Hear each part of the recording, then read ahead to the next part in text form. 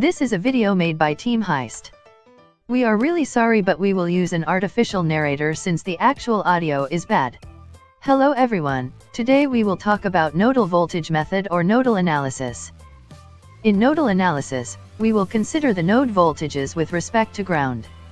Hence, nodal analysis is also called as node voltage method. Actually, I will only state two steps for the nodal analysis. The first step is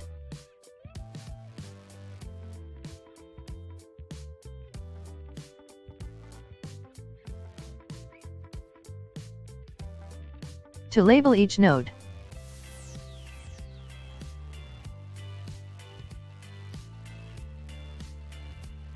There are three nodes: Node 1, Node 2, and Node 3.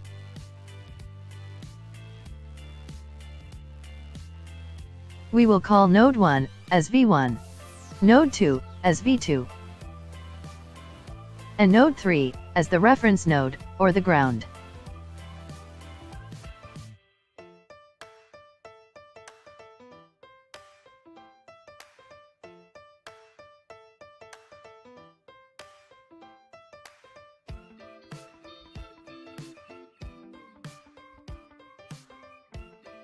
The second step is to write KCL equations, except for the reference node.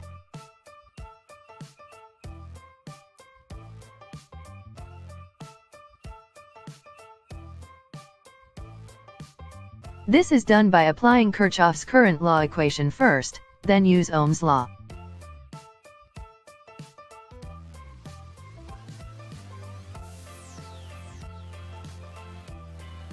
But first, we will identify the currents flowing in the circuit.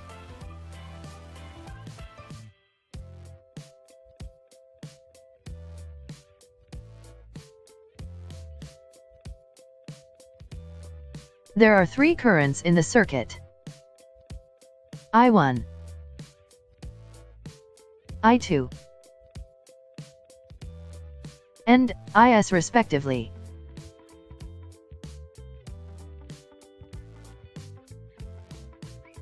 The KCL equation is I1 minus I2 minus IS is equal to 0. We rewrite the KCL equation in terms of voltage and resistance, we get. Now we just need to plug in the values, and simplify the equation.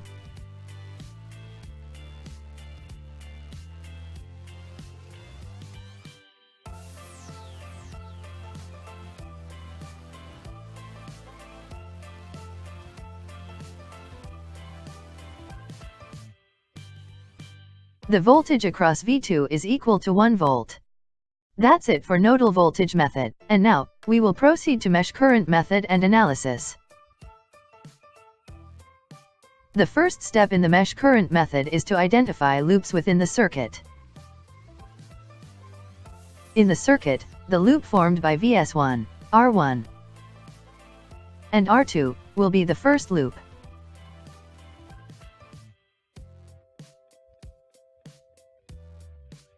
While the loop formed by Vs2, R3, and R2 will be the second.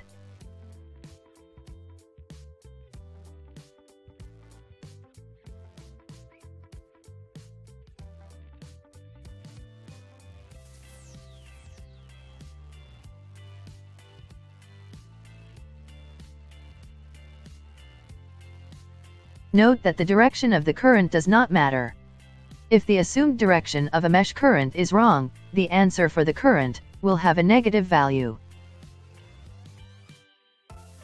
The second step is to label all voltage drop polarities across resistors, according to the assumed directions of the mesh currents.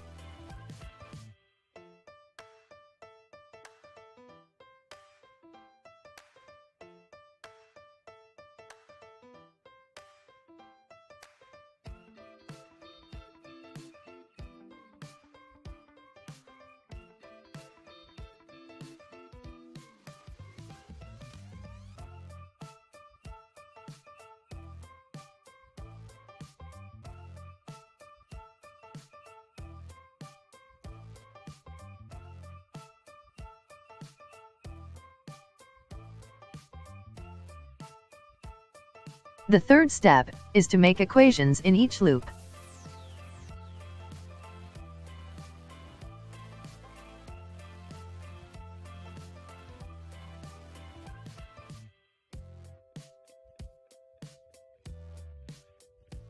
At current loop 1,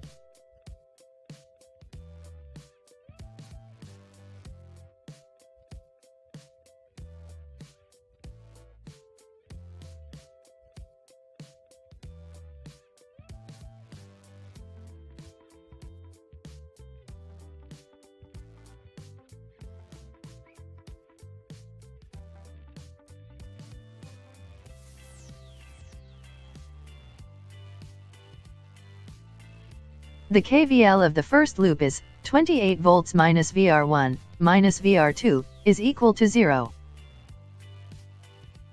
Then, rewriting the equation in terms of current.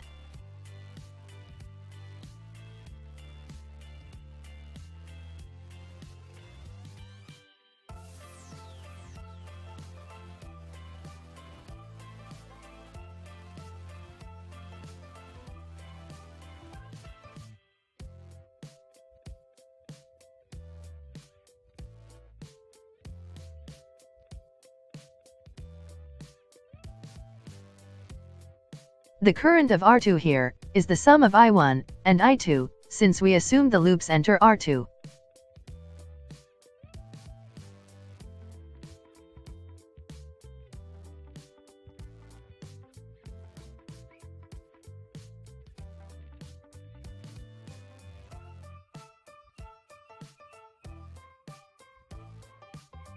Simplifying.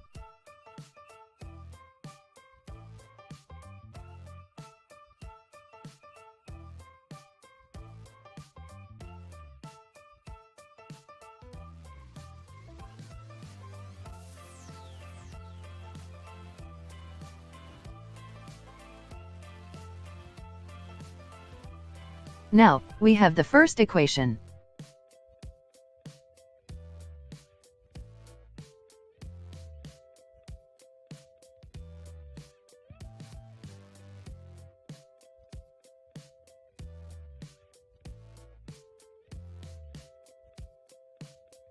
The second equation would be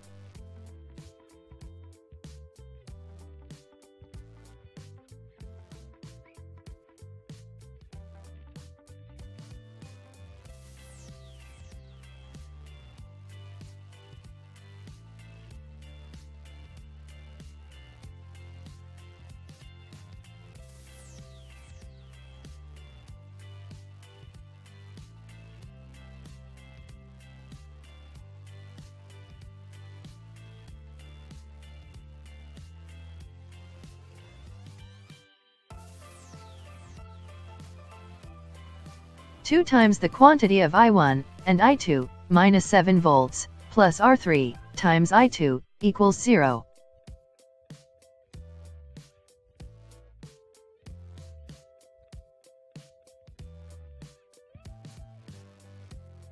Simplifying.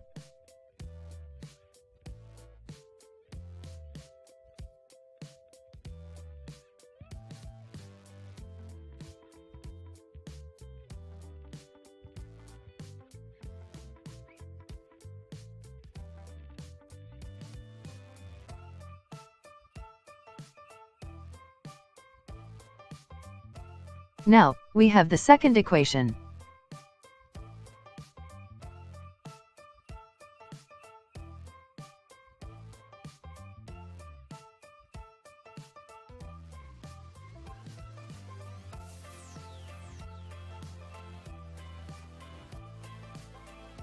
The third step would be solving for the unknowns.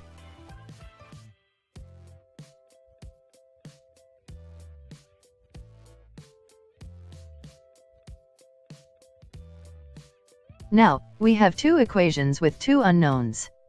Find both I1 and I2. We can solve this using algebra.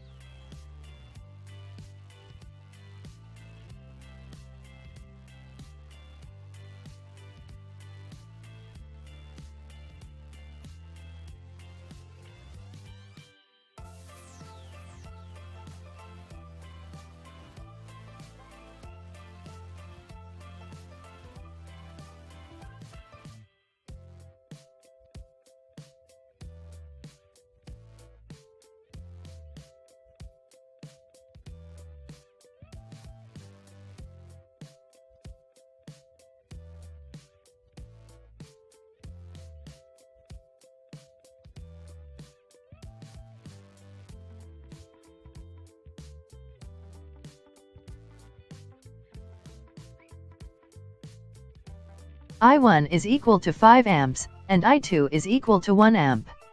Note that I2 is flowing in opposite direction, that's why it's negative. That's the end of our video. Please like and subscribe.